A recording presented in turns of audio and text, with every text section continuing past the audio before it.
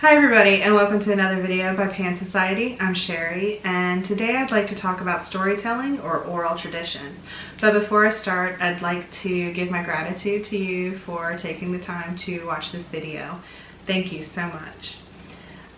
My parents were great storytellers. They really loved to talk, especially when we were children. My dad used to tell us all kinds of stories from his childhood and, where he grew up, places he had traveled, his military life. My mom used to tell us stories about her family as well, considering that they were still in Korea and we really didn't see them. She also told fairy tales and really crazy fantastical stories that were probably the best ones when we were going to bed, when she was tucking us into bed at night. When they used to do this when we were kids, we weren't really, for my sister and I, we weren't really that receptive, as any kid really is when it comes to their parents talking to them. But it's something that I have learned to appreciate, especially as I got older, because they were basically telling us where we came from and who we came from and, our ancestors. Some people that, and about some people that we'll never ever meet. And in that, and all of that, I wish we had paid better attention and been more receptive, because you only get so much time with people. Which brings me to why storytelling is important in oral traditions. It's something that's been with mankind since the dawn of time, because we really didn't have ways to record things. So when I say storytelling, I don't just mean reading a fairy tale or anything like that. This comes in the form of poems, songs, campfire stories, what have you. And this is before we had written records, so we didn't really write anything down. So when we had lessons to share or to warn people or to teach children, we used storytelling.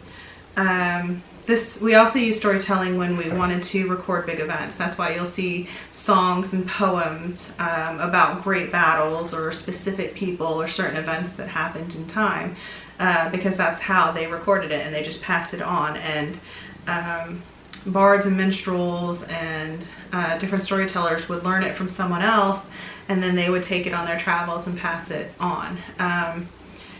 This is extremely important nowadays as well. Maybe not so much because we have paper and typing and all that stuff, but also it's one of those things that we still have elders around us. I didn't get to grow up with my grandparents. They weren't really in the picture because half my side was still in Korea and my other half lived so far away, so we really didn't get to see them at all. But so what I would do is, whenever I hung out with my friends and they had like grandparents around or family days or whatever, I totally loved listening to their grandparents, even though my friends hated it and they couldn't understand why I wanted to hang around a bunch of old people. But I really enjoyed it because even though it wasn't my history, it was somebody's history, and some amazing stories came out of it. And then I learned some amazing things as well. There's a lot of history that I may never have experienced or my family may never have gone through, but somebody's did, and I can appreciate that. And I can appreciate that most of these people won't be around for a long time, as neither will we. So these are things that we need to continue passing on. So even though we may not be oral storytellers, we still can journal things and write things down. But I really suggest practicing storytelling. This is, if you have family gatherings like picnics or reunions, those are the best times some of the best stories come out, and these are times to teach the kids. I know we're not going to be writing songs about these times because not everybody's a singer-songwriter now, but at least we can share and keep some traditions going. And then also, if you learn something cool about somebody in your background, pass the tradition on to your children and grandchildren, because sometimes we forget that we all had amazing people in our background somewhere, or some kind of amazing event had happened. And these are important to remember because they are who we are, and it may matter to somebody in a future generation. I know a lot of people now write little journals that they keep, like when their baby's born, they record all of that, you know, the vital statistics and maybe major events that were happening at the time.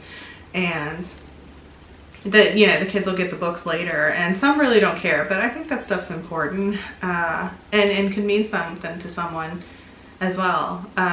For me, I don't have children, but I like to talk and tell stories, and I tend to journal a lot, so I'll have a lot of tomes. You know, they might not be spectacular things, but somebody's going to read them, I hope. Either way, I continue to practice to be a storyteller because I'm really not that great at it, especially unless I get to think about it. And it's one of those things that I want to challenge you and invite you to start practicing storytelling.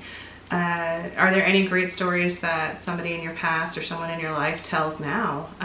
This is a conversation I'd like to get started, and I'd like to challenge you to write a story about either yourself or someone in your life and tell it and try to pass it on. Thank you for watching this video. I'll see you next time on another video by Pan Society. Don't forget to click comment, share, and subscribe, and I'll see you next time.